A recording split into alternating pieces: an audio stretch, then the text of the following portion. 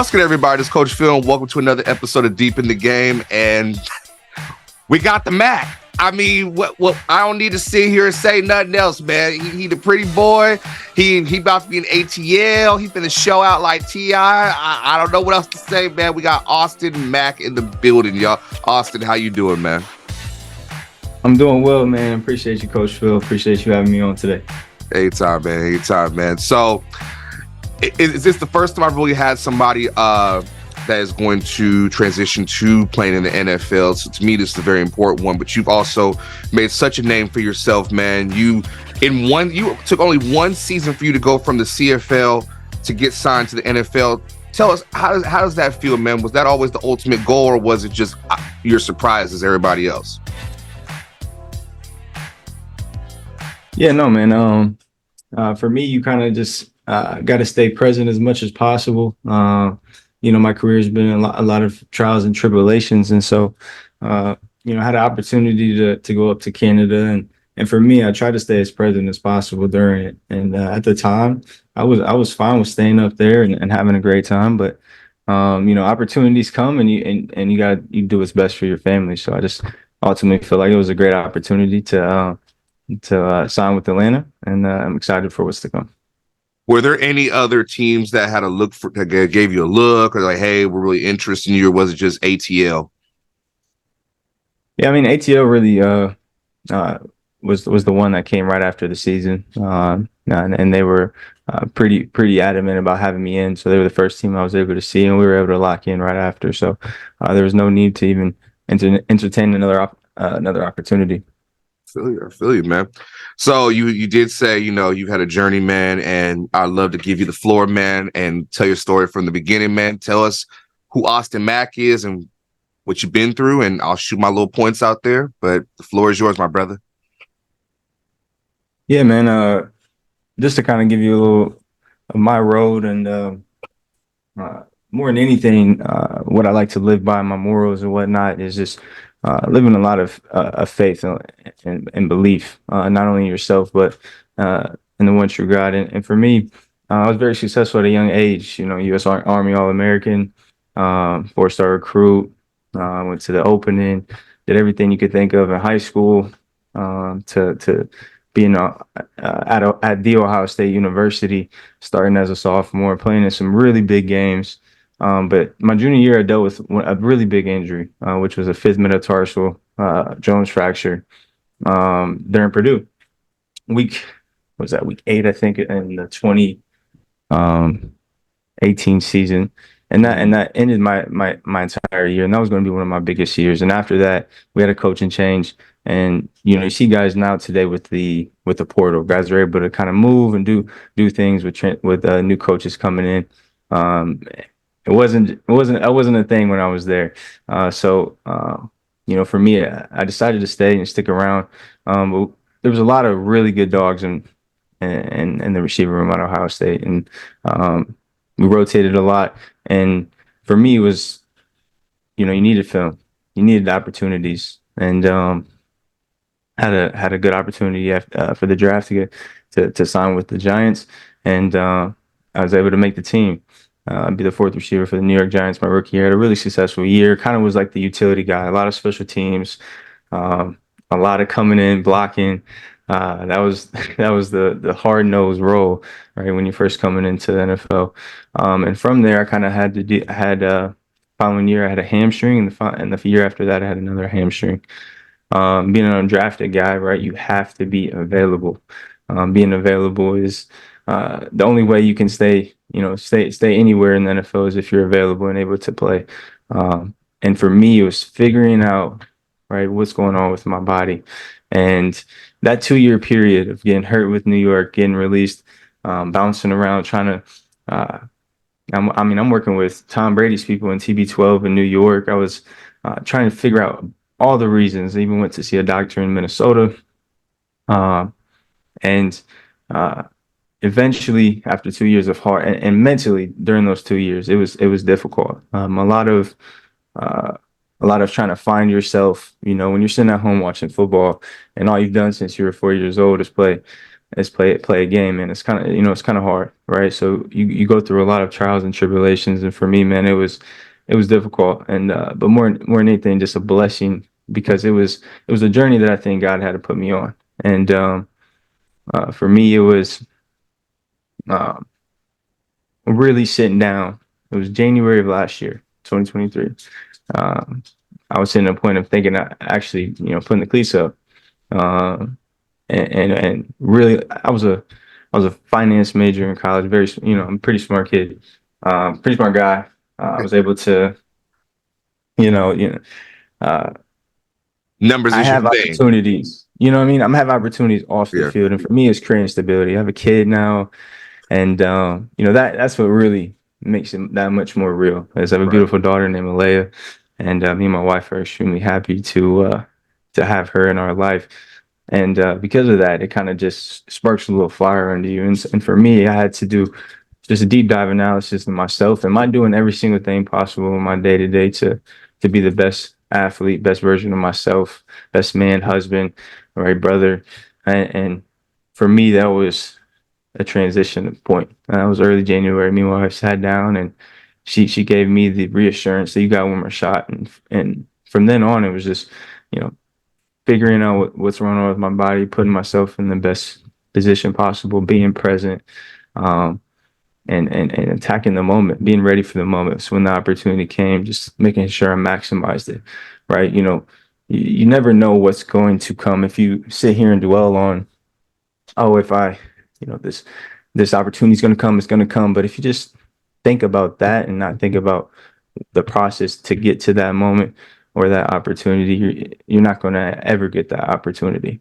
And so, for me, it was just every game being detailed, every day being detailed, being the best version of myself, being the best teammate I can be, trying to bring the standard up to a new level every single day and elevate even myself. So that's really where you get to today, right? And now it's no change. Now we're training for just another opportunity, but it would be the same mindset going in there up in Atlanta. And I'm extremely excited for this, second time. I feel more than anything.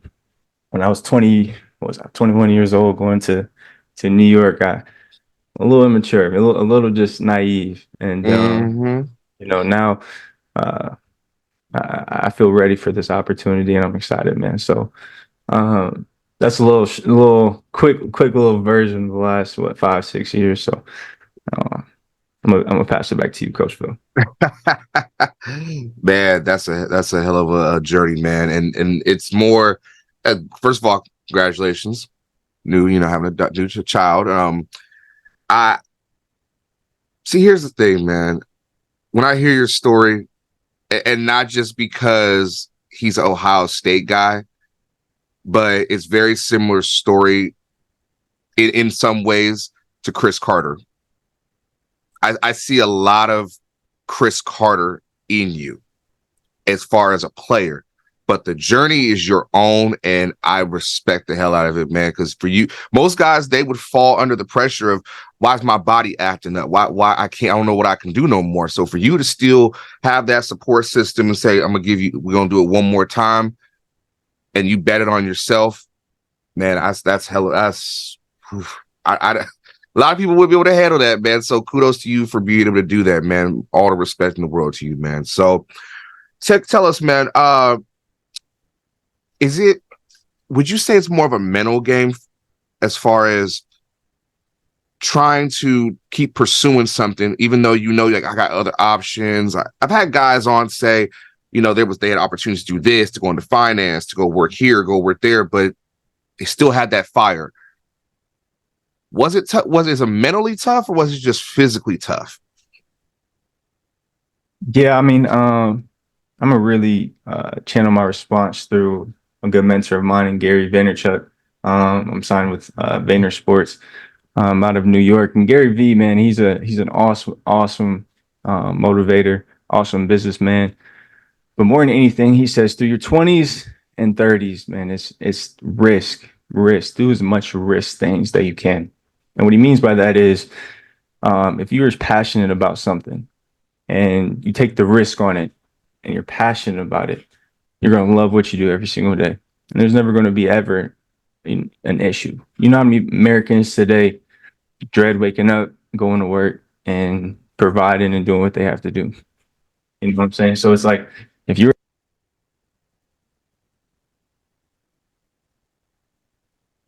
Can't hear you, brother. my bad, I said it. So you got me? Yeah, I got you now. I muted my mic on accident. I said, I'll edit it. Don't worry about it. But no, I said, feel so you. if you're passionate, if you're passionate about something, man, just go for it. You know, like there's not a lot of time, but there is a lot of time when you're in your 20s and your early 30s. You know, like there's something you're super passionate about. Just start it. The worst thing to do, people are worried about failure, right? But failure is not even trying. That's real failure. You know what I mean? Every time you try and you might have failed, that's you just learning, right? So the more you learn, eventually you're gonna figure it out, and it's gonna be awesome. So, I mean, I just think it's more obviously mental, but more than anything, just just belief, and just belief that if you put your all into something and you're passionate about it, that it's gonna, it's gonna pan out for sure. I mean, there's a lot of times where, I'm 3 years. I didn't realize I was 3 years older than you. Where we go through that 20s, and it feels like the 20s are forever. And we wonder how am I gonna make it through this? Like, I don't even feel like wanting to try, or I don't want to get out of the bed. I don't know. Man, success is the only option when you've been through a bunch of stuff, man. And for you to be able to have that outlook, we need more young guys like that. We need more young guys that are not afraid. They're risk takers. Like, hey, I'm a bet on they always say, "Oh, I bet on myself." Go ahead, take that, but I would say take risk, but take calculated risk, if that makes sense. To see that with you, man, I admire that. So take us through also, man, when you got to the CFL, what was your first idea of it, and then take us through your one season, man. Yeah, I mean, I'll tell you just early on. First conversation I had was at the airport at Tampa, Florida, with Greg Ellingson and Najee Murray, and I got to sit down with Najee, and Najee gave me the first real explanation of Montreal, the CFL, what I'm about to go into, right? Because I mean, before going up to CFL, I mean, I've been in the best facilities, I've been in the best of everything, right? I mean, the best. Montreal's facilities aren't the best.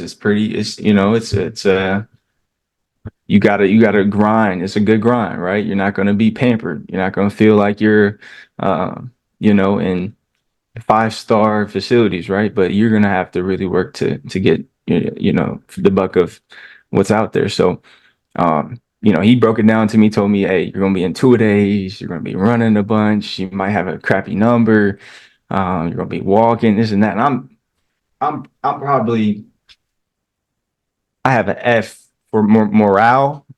As soon as I get on this plane, my morale is probably like an F. I mean, I'm in the gutter already, right? So I'm like dreading going up here, like, oh my goodness, right?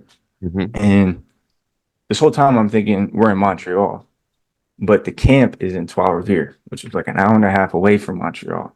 Ooh. So my first 3 weeks, I mean, we're in super thick French, Quebec, Trois-Rivières, which is university, walking 15 minutes to practice, walking 15 minutes to meetings. I mean, it was serious.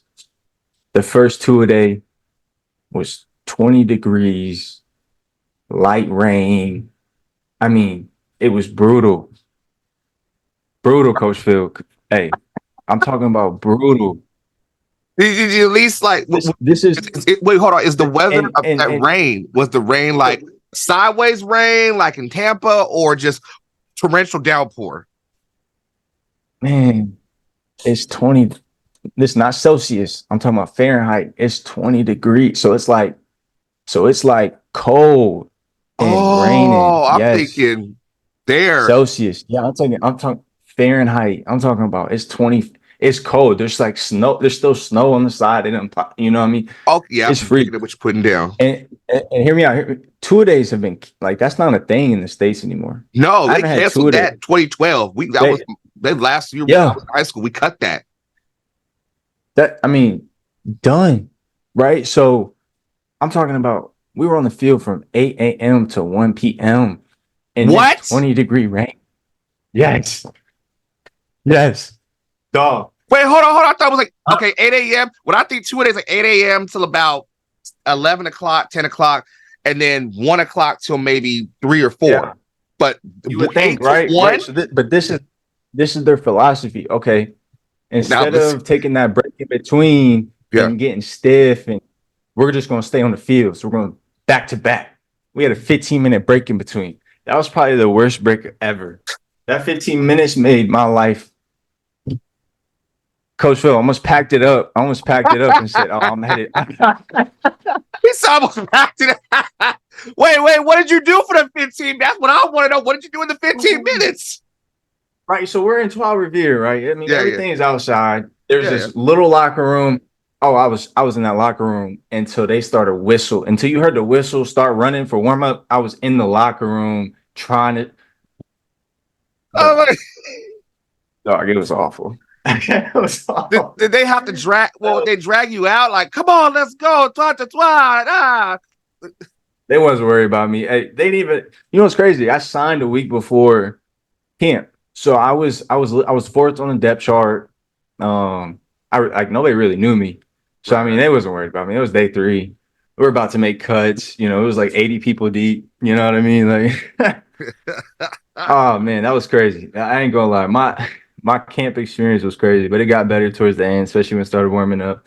And then once preseason came around, the game, it was a lot better. Seasons definitely the schedule was a lot better, and it was good. But I know that was long-winded and just about man. Don't ever feel long-winded, man. We shoot the shit on here. That made my day, bro. That was because them 2-a-days, you've been through it, man. Them 2-a-days will break you.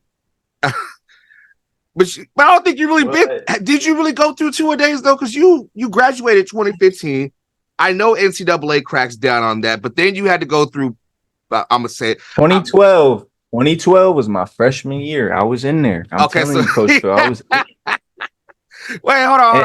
Wait. Coach Phil. Yeah. I had that was so my freshman year was Jalen Smith senior year. Jalen Smith who played for the Cowboys, right? So he was high school, right? Dog. Dog. I'm monster. talking. It's prime. I'm dog. That senior class was so nasty, man. But yeah, I was right there in it, in the thick of 2-a-days, man, my freshman year. But after that, it was over with. So I've been pretty pampered after. But you technically you got humbled a little bit when Greg and Najee, because Najee's funny as hell. He tells you, look, it ain't this ain't Ohio State. This ain't none of that, bro. You gonna eat beans? A lot of beans. Hey, Reggie told me, he's like, hey, I'm all about the beans now, man. I'm like, come. I was like, I didn't know what he was talking about. I was like, beans. Like, no, y'all. Yeah. Oh my God, it's funny up there. But nah, 2-a-days brutal. And then you get your opportunity. When did you get your opportunity to really see the field, man? Like, when did you get to show your Mackness? Yeah.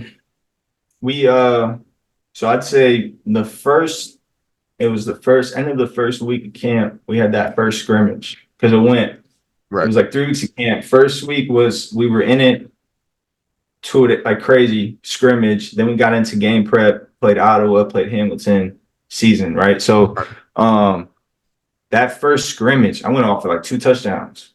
And I took one up top, caught and that's when I think people were like, oh, okay. Like, okay, that's when I locked in the X position on the team, which the X for Montreal is the main receiver, single side, plays in the boundary. The boundary, shorter side of the field, it's usually where your best receiver and your best slot receiver is going to be at, is in the boundary, right? So locking that one in was my number one priority early, right? That And then preseason, I didn't win no parts of preseason, but I had to play in that because I was a rookie, quote unquote rookie, first year player. Yeah, but after that, it was, it was current. We was locked in. We was getting ready for them games. You know what I mean? I feel you, man. I feel you, because in preseason in CFL, it's kind of like dry, but for you guys, it's opportunity. No. Oh, I got another story for you. Go ahead, man. First game. So we're going to Ottawa preseason, right? Yeah. And we played. I think we played on a Saturday. So it's Thursday. I'm like, all right. So when we head out tomorrow, oh, they said, oh no, boss, we leaving on Saturday. I said, what? He said, yeah. I said, I said, wait, are we flying? He said, no, we're driving. What? We're driving. Drove 2.5 hours early.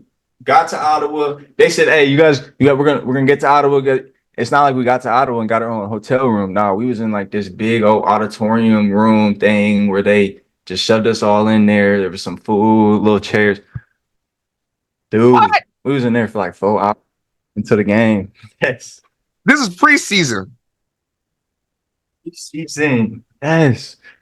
I think it's grimy sometimes, man. Especially preseason. No, grimy, they don't give a shit. Grimy, no. They played, I think it was a Toronto game at like a high school or something. Like, why they at a high school or university? Why they doing this? They got this big old. Why? Make some money. Yeah. Yeah. And then what happened after the game? Y'all drove back? Yes, right after the game. Yes. You know what? I wanted no parts of that game, but like I had to, you know what I'm saying? Like people were like, oh, because when I first came in, it was Gino this, you got to be the new Gino, got to be the next 87. And I'm like, whatever. And then preseason, they wanted to see who the next guy was going to be, and they're expecting me to go crazy, and I wanted no parts. So like, you go look at my preseason stats, it's probably like 20 yards, 15. Like I wanted no parts.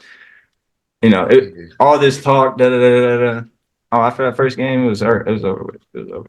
Man, you had 1, 2, 3, 4, 5 games over 100 yards. I think you did pretty good for yourself. I think you held your own, brother. Even then, like, because it says right here, week 1 against Ottawa, 4 receptions on 6 attempts, 120 yards. Even though you didn't score, man, that's a hell of a debut right there. I don't know how you. I know that's the pressure for some people. It would be a lot of pressure for them to fill the shoes of Gino. Shout out to Gino, man. I'm gonna kick your ass in our one-on-one game. Tell us, man. I've seen that. I can't wait for that. I've seen that. Man, his people being where the comments are like, oh, you gonna work him? Y'all, he ain't ready. And I'm like, okay, all right. Boy. You gotta live stream it. You should live stream. We got a little something in the word, man. We gonna make it happen, because I pause for a second. I ain't scared of fucking Gino. And I'm gonna look him straight in the camera and say, I ain't fucking scared of you, Gino. Sorry, I know you a God-fearing man, but I ain't fucking scared of you, my dog. Shoot, all this ebony soul, I'm gonna elbow the hell out you. Best believe that. Best fucking Austin. I see, he be talking reckless to me. And it's all love. I understand that. But no, I ain't scared of you. I ain't scared of no Philly brother. I ain't scared of you. I ain't scared of Eric Lofton. That's my dog, though. I ain't scared of none of y'all. I'm gonna come up there with the Tims, the black Tims, all black, and I'm gonna stomp the hell out you. What you talking about? Like I'm supposed to be scared of some butter jump shot. Boy, okay. All right. Anyway, the devil is a lie. Take us through.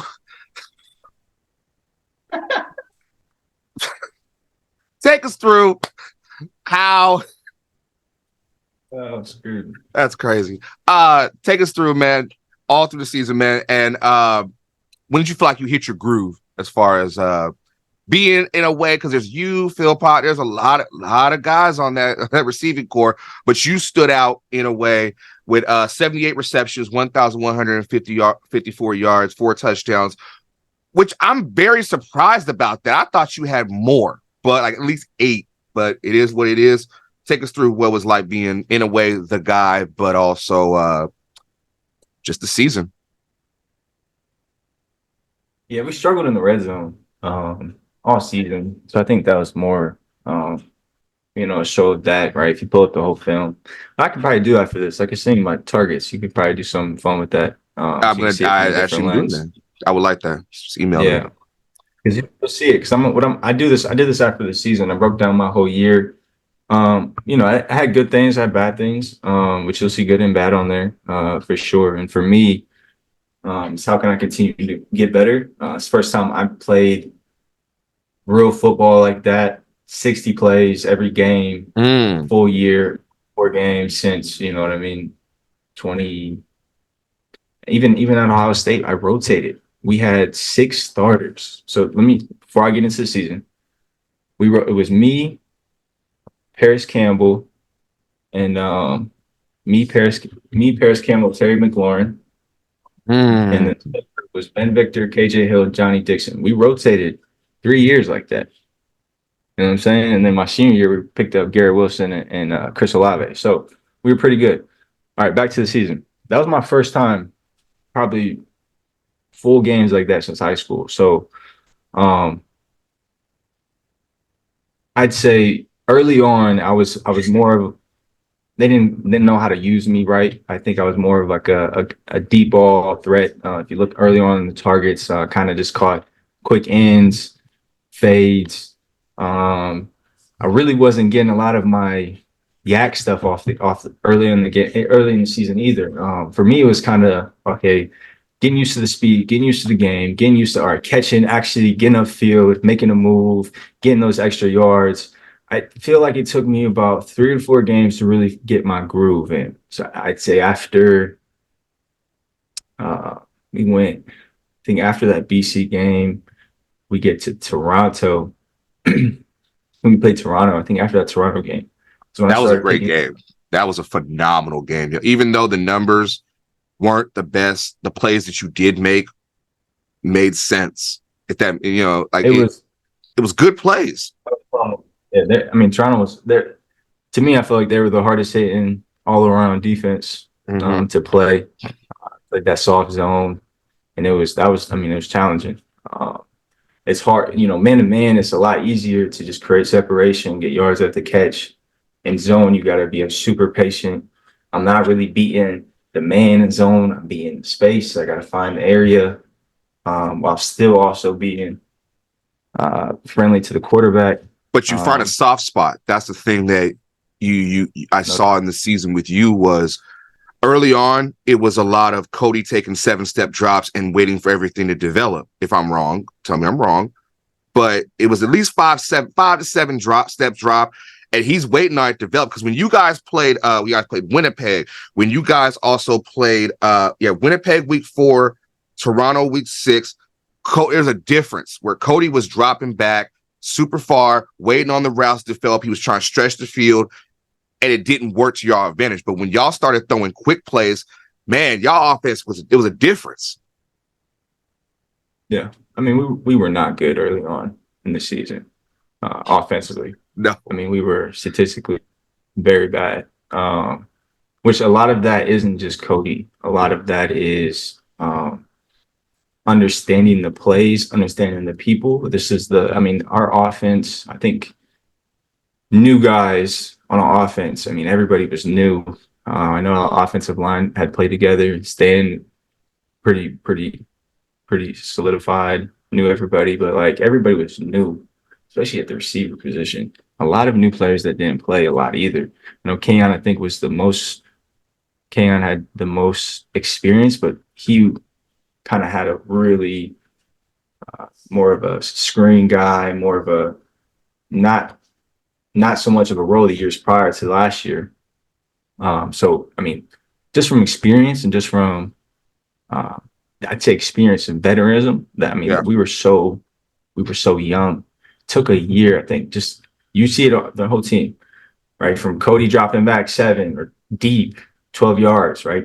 Trying to get away to right. him feeling to our offensive line meshing to our running backs seeing the IDs and being able to chip to the receivers being able to get open, make plays.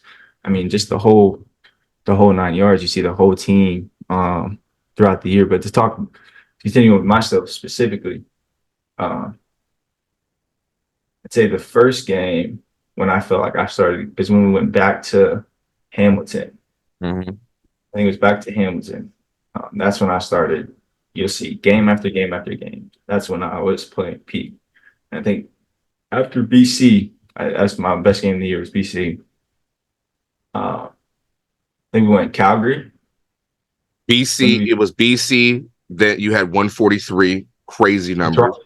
Toronto, Calgary, Ottawa, Edmonton, Hamilton. It was Toronto. Somebody betted for it to play. They kicked me out of the game. What? Wait a minute. Hold on. I know you ain't gonna skip over that. Hold on. Since Toronto game, you had 45 yards on 6 catches, but what happened? No. The second Toronto. The second Toronto one, 11. Yeah, 7 for 11. When we had all the reds, we had red top, white bottoms. I think that's fire. I'm sorry, that's a fire outfit, y'all. Oh my god. And we got destroyed, but I got ejected in the first quarter. Play 6. Yeah. But what? What did you do? I had 0.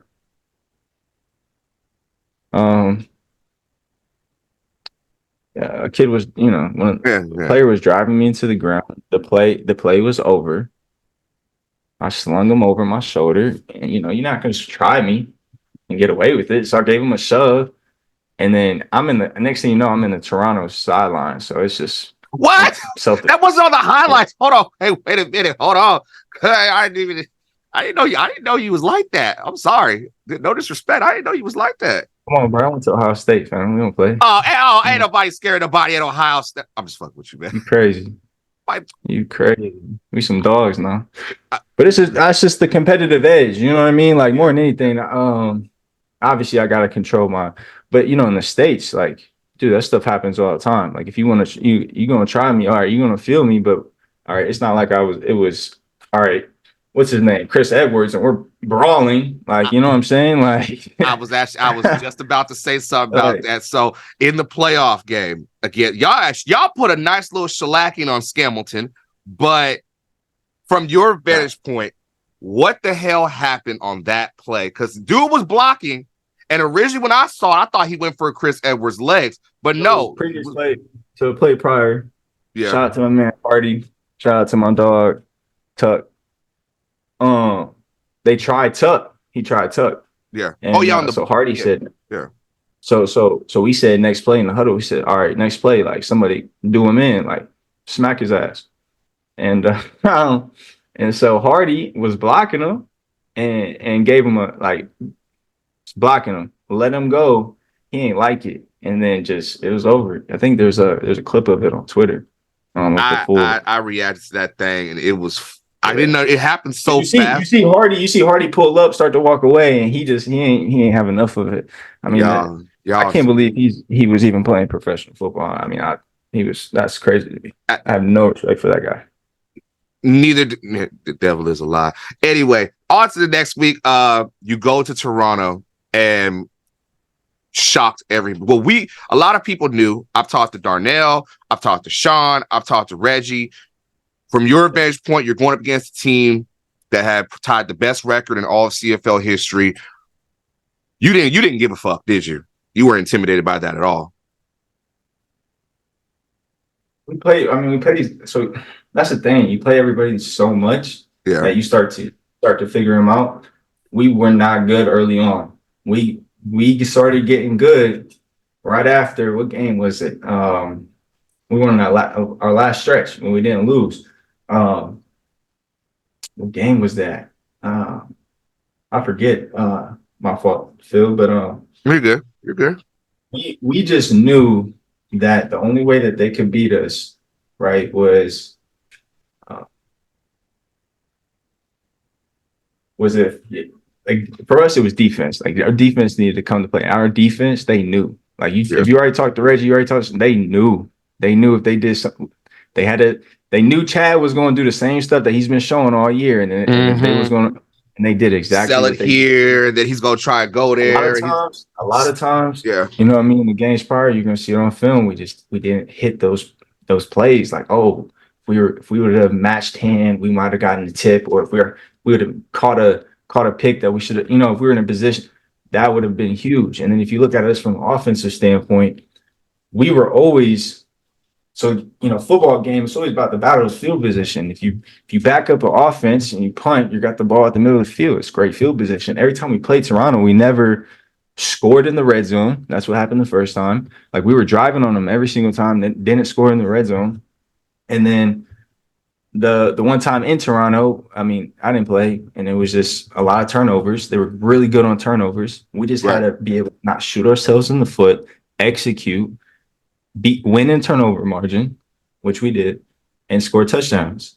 And what did we do? We went in there and scored touchdowns. Field goals, can't rely on field goals, especially in playoff football. You got to get touchdowns. Mm-hmm. And that was the biggest thing, was making sure that we got 6. All right. Well, you get to the Grey Cup, and take us through, man. How the hell you make that catch? The catch of catches. It was all over the place. How did you make that play and pretty much get y'all a great? They didn't call a flag though. You know what's crazy? He was draped over you, but not like. Go ahead. No. It's not about being draped. He yanked me. So you're gonna see me. You're gonna see me swipe. So look, I'm coming. I swiped him like this, and I'm about to go up right here. He yanks his arm. I fall up. That's why my leg kicked up, because he's yanking me back, and it was just reaction. I mean, obviously the football guys have my back right there, but you gotta. That's definitely an and one.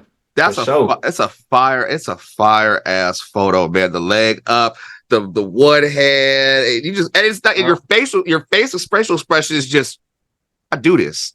I does this. Like, I ain't gonna lie, I was locked in, Phil. I was locked in that game. I was locked in all week too, though. I mean, every game in Hamilton, I went off. I go off in Hamilton. Every time I played there, look at the stats. Go pull up the stats. I got the stats right here. I got the stat. Matter of fact. Read them off. Okay, I'll read it. From week 2 all the way, or week 3 all the way down. All right, I'll read it. Shit. Come on now. All right, week 3 on. So from Hamilton, week 3 on, 5 catches, 81 against Winnipeg, 6 for 115. Tugs. Oh, 2 TDs. 2 TDs in Scambleton. Oh, we played in Hamilton twice. We played in Hamilton twice? And then the Grey Cup, third time. Yeah. He's a Hamilton killer. 5 for 5, 106. And no Tubs, but then 10, 28. So that's okay. You had 0 for 0. Okay, 3. All right. Okay. Well, oh damn. No, that was at home. That was at home. Oh, that was the week prior. That was the last week of the season. Yeah, okay. That's the end of the year. They took me out at halftime. Is it we getting ready for it? We gonna see you motherfuckers next week. No big deal. Yeah, but the numbers is looking nice. I ain't even mad at you, fam. So like at Hamilton, I knew at Hamilton, I like that field. It's more like a soccer grass. It's pretty fast. It's a little slippery though, but it's pretty fast. And I just felt good. Felt good about it, and it wasn't that loud. Like I feel like if we were playing Hamilton or Hamilton was there, it would have been rocking, but it wasn't. I was focused. I was locked in. That's what I heard from some folks. Like, it's not when everybody came together at Grey Cup. It's such a neutral crowd that it's not as the atmosphere is not the same. And everybody probably tired from kicking it all week, so I ain't even mad at them. But man, you got a great story, brother. I'm gonna end it with 5 questions. We're gonna get about you. You ready? You ready for the 5 questions? Let's do it. All right, let's do it. First question. Are you an Indiana Pacers fan? No. Hate the Pacers. Damn. Why? What they do to Rockets you? Fan. Rockets fan. I'm a Rockets fan. How the hell? Houston Rockets. T-Mac, baby. That's when All it right. started. That's when it started. All right, I get it. Started. Then we got Harden. I was over with. You couldn't talk to me in 2018. 2018, you couldn't talk to me. EP3 is the hammy. We would have a ring if it wasn't for the hammy, man. So you can't explain Game 7 though. The CP3 had nothing to do with y'all missing Oh. 27 3-pointers in a row. I'm just We saying. shouldn't even have been there. We shouldn't even have been there. We wouldn't even have been there. But you were. Think about it, Phil. We wouldn't even. Don't do this to yourself. Don't do it. Don't do it. I can talk basketball too now. You did have him on the ropes. You just didn't knock the motherfuckers out. We did. We did. We had him on the road. We had our opportunity, you know, and then that was a different. Trevor Ariza 0 for 11, I think. Yeah, 0 for 27. That hurt. It was Trevor. I'm talking about Trevor Ariza alone. How do you still even? PJ Tucker could barely shoot. Trevor, you know what? That's another conversation for another day. He was like over 11. That was he was a 3-and-D wing that was only supposed to shoot. Same with PJ. He was a forward. He was a forward. You know. And PJ playing center at time, but even y'all had Clint. Y'all could. And the thing was, PJ, Clint Capella, throw him lobs, mix it up. That's all you could do, though, man. That's all we could do, and ISO ball isn't ISO ball. This isn't. It's not. It's not to win championship, man. To win a championship, you gotta use 5. It's still beautiful to watch James Harden. That 2018 James Harden. Oh my God. It's something about when you a lefty and he. We'll talk later. Yeah. Anyway, next question. Oh God, that Euro. Come on. And it's the most ugliest, beautiful Euro. It's not even hard. It's and I'm there. It's like you put the arms low and you try to create your contact. You know exactly what I'm talking about. I know. Yeah, he's James Harden's not even that fast, but he's a slow fast. Oh my God. That's good tempo. Great tempo. Oh yeah. Next question. What was one of your favorite memories at Ohio State? My favorite memory, I'd say, was just there's a lot of great memories, but my favorite memory has to be I'd say 2017 was like my moment. We're playing all whites in the big house. We're down. JT just got hurt. JT Barrett just got hurt. Dwayne Haskins coming in. Dwayne was actually my roommate, RIP to my boy. Yeah, man. D Hash comes in the game. It's like 3rd and 14. We're really not doing much at all. Mm-hmm. And I think we're winning at the time. They throw me up a fade ball on the right side and I make a big catch with a big hit. And from that point on, we were able to get a lot of momentum, go down, change the game, score. And that was like really my big coming to moment. And then my senior year, I got to score at the big house. And for anybody that ever asks, it's a real rivalry. Like, we don't mess with them. We don't really mess with them. And so y'all. So it's really like, I believe it. I know it, but y'all really don't fuck with them. Nah, yeah, we don't.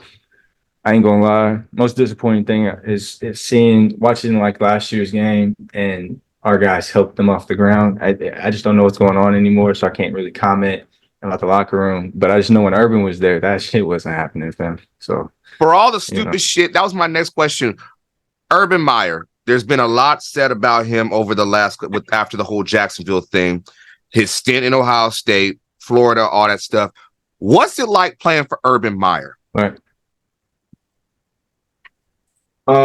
So everybody always says this: as a player leaving, you're either going to hate him, absolutely hate the man, absolutely hate him, and you're going to transfer.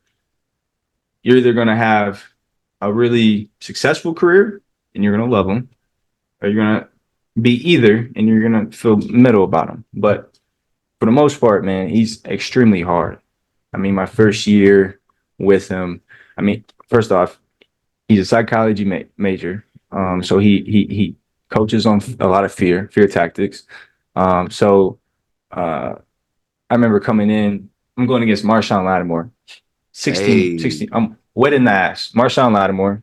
First off, Marshawn Lattimore, Garyon Conley, Denzel Ward, Damian Arnett. Those were the 5 corners I went against my freshman year. 101s. Nasty. And I get clamped. Next thing you know, he's calling me over. fuck was that? I'm like, he's like, you want to keep doing that shit? Go to Indiana State, pack your bags, get up out of here. Like in front of everybody.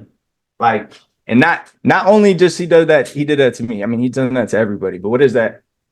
More than anything, it's like, what do you take from that? Now that I sit here today, what do you take from? He would try you so hard. Yeah. Like he the type of coach, he really try you. And you're either going to react at him, get mad at him, or you're going to be like, all right, what's he really yelling at? What's he really coming at me for? Okay. Oh, I need to get my pads low. I need to make sure I get open, swipe by. Okay. Yeah, he's yelling. That's what you kind of older you got, and you got through his system. The older you got, you would see, okay, he's yelling at me, but it's because I need to make sure I stay low, and or right. And a lot of guys can't take that. Honestly, a lot of guys couldn't take that. A lot of guys, and you can't do that shit in the league. I mean, he's grown ass man. Oh hell no, no! You saw what happened. You know what I mean? Yeah. I mean, come on. I mean, what we doing? Like what am I gonna do? Like I'm getting paid millions of dollars. You expect you gonna sit here and just cuss me out, and you ain't never coached in the pros? No. What? I'm gonna ask you. I'm gonna ask you, my dog. I'm gonna ask.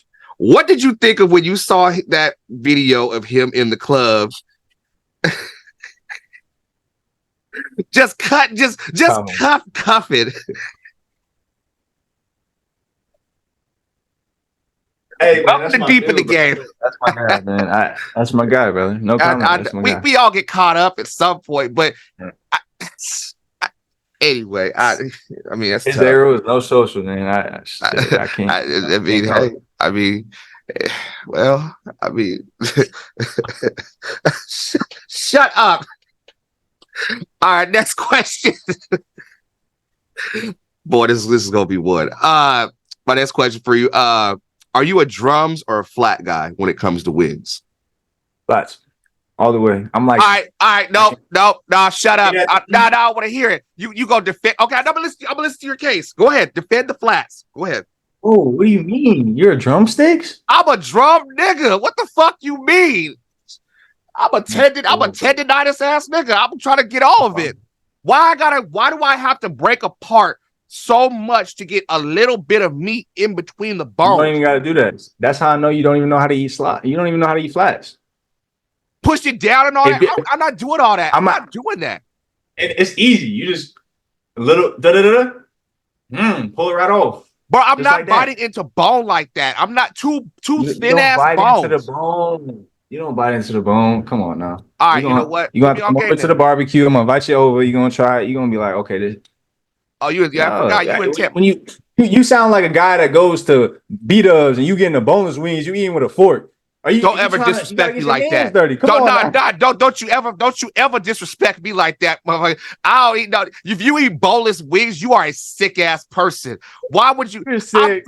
Bro, I'm 300 pounds of ebony soul. Do I look like I sit here and eat fucking boneless wings? I'm sorry, I'm not Austin Mack, and I get to sit there and eat flats and all that. No, man. Okay, what sauce then? What we dipping? What we dipping though? Huh? If we talking B-dubs, let's say B-dubs. What sauce we dipping? What's the dipping? What we doing? The first thing that came to mind. I ain't really a B-dubs guy. I'm gonna be honest. Okay, what's your place? Wingstop? What are Buffalo, Wingstop. Okay. The best? Would you say the best ranch on God's green earth? Cold. You said from where? From Wingstop. Yeah. I was gonna say Wingstop or Pizza Hut. If you hit, Pizza Hut go crazy. And you put the little flakes in there. Okay, we'll end it with that question. Since you brought up pizza, you got 4 options: Pizza Hut, Domino's, Little Caesars, or there's one more pizza. All right, 3. Those are your 3 options. Domino's. All right, y'all. Well, that's been another episode of Deep in the Game. You might be deep in this game, but you got the rules missing.